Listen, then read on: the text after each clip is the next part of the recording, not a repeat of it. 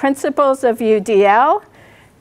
These are apps that are just a small example, because I'll tell you, you can get overwhelmed with the App Store, but the options are just phenomenal. So these are apps that can allow you as a teacher to represent information in different ways, to enhance engagement, motivation. We have Sound Amp, the app that does this. It's a sound amplification app for $5, which can allow a student with hearing impairment, maybe sitting at the back of the class, they'll plug in, launch that app, and that's their hearing aid.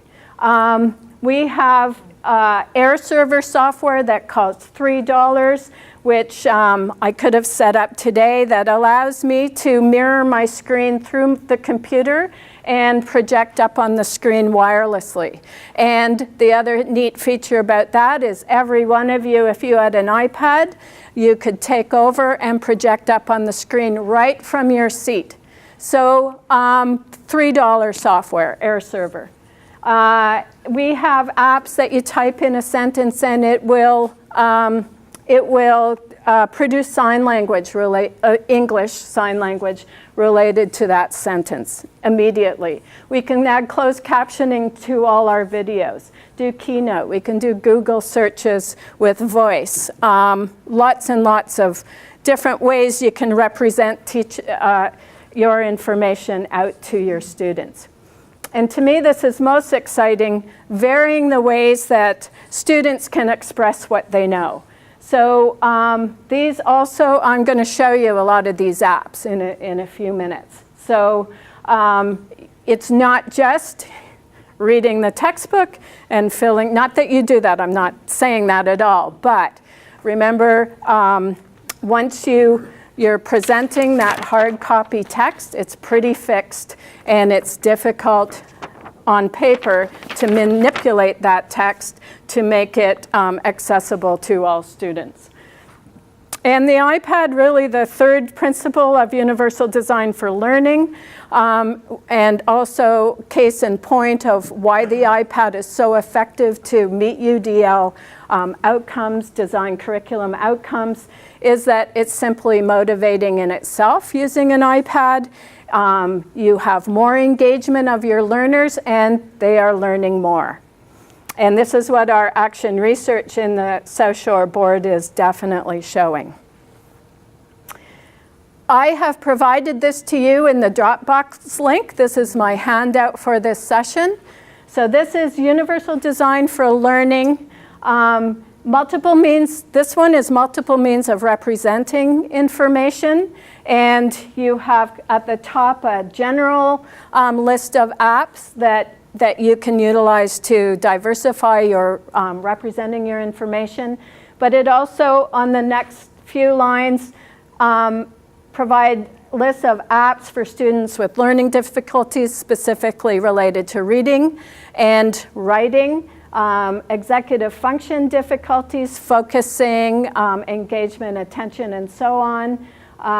Students with physical disabilities, vision impairment, hearing impairment, and the bottom one is more students who are nonverbal and cognitive delay. So that's representing information.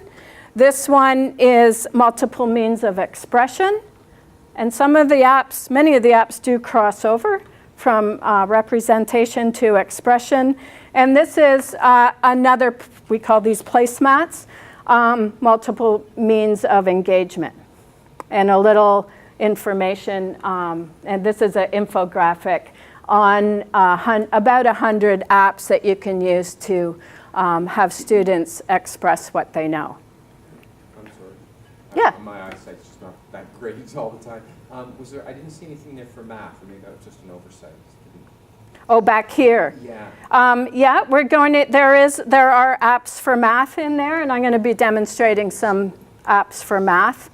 And also, if you want to see anything specifically, probably this is an iPad Air that's 128 gigs. I probably have the app on here. I don't have the whole app store on my iPad, but some days it seems like it.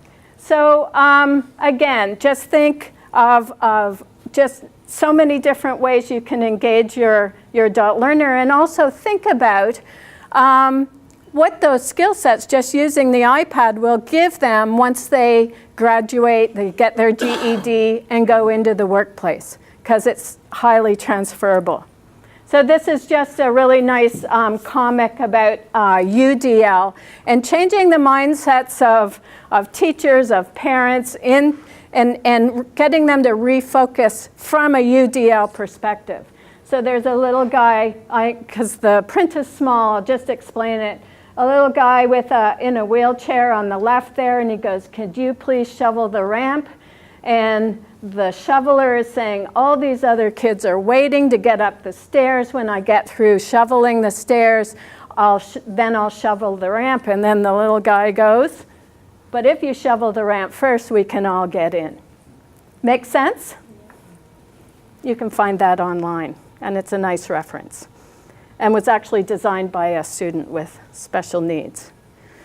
Okay, so that's just the groundwork. Are there any questions at all?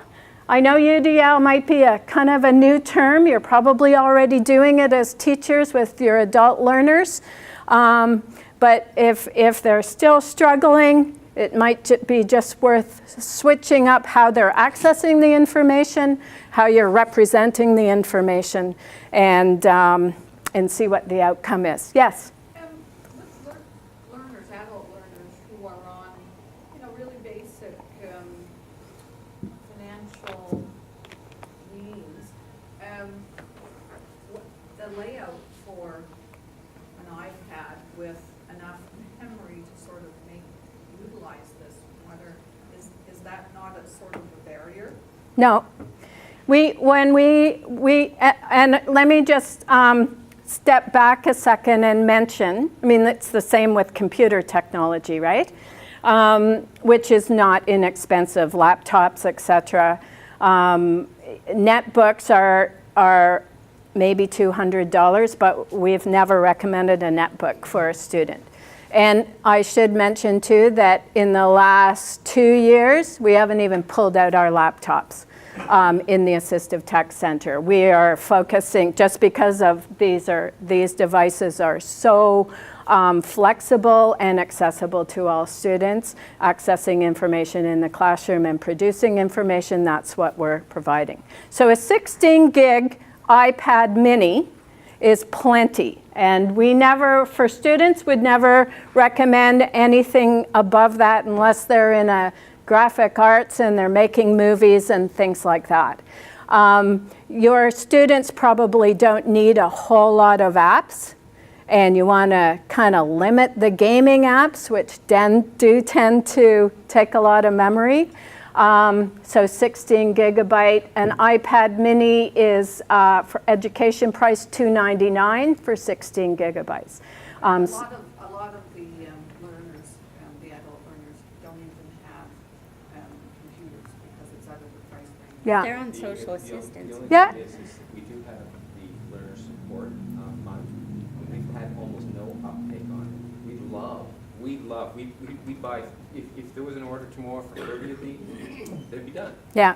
Just put it in. If you've got a learner who you think needs this, just identify what apps you want, and it'll be done. So there's always a way.